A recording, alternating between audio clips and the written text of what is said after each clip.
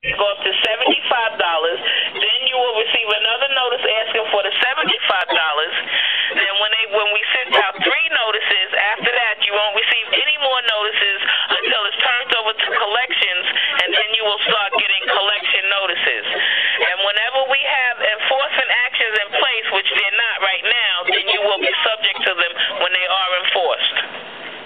Okay, so apparently, unless I give you guys money, I'm going to have enforcement actions against me, which may include you guys... If you don't pay at all, you will get enforcement actions eventually when we have them, yes. Whether but you miss, agree with it or you don't agree with it, if you don't pay, eventually, whenever we have enforcement actions in place, you will be subject to them. Okay, so miss, my question is this then. So therefore, since this is not a criminal case, and I did not hurt anybody, nor did my vehicle or car, whatever has the EAX 6010 plates on it, if it didn't hurt anybody, therefore this is not a criminal case. And therefore, I have a contract with you according to... You don't have a contract with us, sir. I don't have a contract with you guys?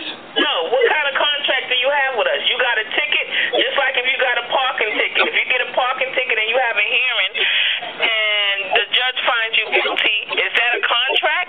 No, I don't think so. That means... No. You have to understand, though.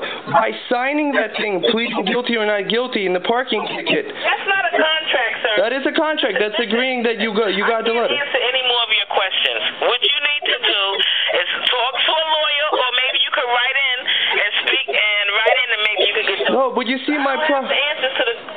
Miss, my last question. So if I send this notice of appeal, which I just dated and signed, and I send you a voided check... Why would you send us a voided check? It says you need a copy of a voided check. No, it does not say you need a copy of a voided check. Yes, it does. No, it does not. What does it say? It said something like that. It doesn't say anything about it. Why would you send us a copy of a voided check? I don't know. That's administrative things that you guys... Copy, proof of payment of fine. That's what it says. It doesn't say anything about a voided check. I don't know what you're talking about. If you read it from the back of your appeal form, it says original NOL copy, copy of determination slip, copy of registration, which you don't need to provide, or proof of payment of fine. So, but miss, you have to understand though, if I submit payment to you guys, I would agree that I violated your quote-unquote law and that I have an obligation with you. I'm not going to explain it to you any further. Miss. It tells you on the back of your notice of determination what the requirements are for appeal, and it tells you on the back of your appeal form. All right, let me ask you this, miss. For an appeal. One last question. You're not going to ask me anything else because you have to pay if you want to appeal. Okay, fine. One last question. How I pay? I wanted to ask you about paying. You could pay by check. You could pay in person. You could pay online. I wanted to ask you, on the check, in the for field, when I write the for field, do I write the notice of liability number? What do you mean the for field? Like, in a check, you could write, like, for example, if you're paying for... It's the NOL number in the memo spot. You could write the NOL number in the memo spot and your plate number. Okay, so if I write the NOL number and the plate number in the NOL in the note spot, therefore, I would agree to this contract that you guys made with me. Then. The call is ended. I'm hanging up on you because you're talking about a contract. It's not a contract. It's not a You contract. to pay your red light camera ticket if you want to. So, miss, let me ask you this. One last question. It'll go up to $75. Is this an obligation? You can ask me one more question, and then that's the end of the call. I want to ask you, is this an obligation? Am I obligated to pay? Is it mandatory? Is it... What, for you to appeal? No, is it mandatory for me to pay? Is it mandatory for you to pay your parking ticket? No. Is it mandatory for me to pay this quote? Do you believe this is an obligation? It's on the same status as a parking ticket, sir. So if you want to say it's mandatory, then that's up to you. If you want to be subject to enforcement actions whenever we have them in place, that's up to you. I wanted to ask you... Whether it's mandatory for you to pay. You decided. I'm not going to decide that for you. You make that decision. If you want to appeal it, you will have to pay it. If you don't want to appeal it, then you can take care of it the way that you feel that you should. But if you want to appeal that decision, you will have to pay in order to get an appeal hearing. So you're saying that I have to pay you guys money in order to just get it back?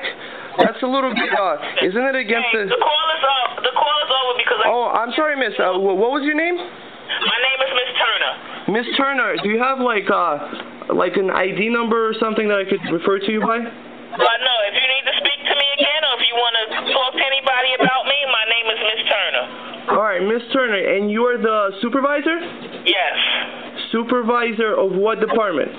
I'm the supervisor of this red light office.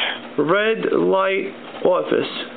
All right, so apparently I have an obligation to pay you guys or you're going to make enforcement actions against me. You are threatening enforcement actions against me unless I pay you guys money. Sir, I didn't threaten no enforcement actions, so you'll get the notices and you'll see what the actions No, but you say if I don't pay you, I'm going to have enforcement actions against me. If you don't pay, you will be subject to enforcement actions when they're in place. That is correct. And if you don't pay, you will get notices telling you, advising you what the enforcement actions are. Oh, and Miss Turner, I wanted to also ask you, do you have a direct line or? Sir, no, I don't. So if you need to speak to me, you can call this number back, 212-361-1290. All right, Miss Turner, I appreciate all your help in trying to figure this out because I don't see how I have any obligation to you guys. Okay. All right, thank you very much. Have a good one. Bye-bye.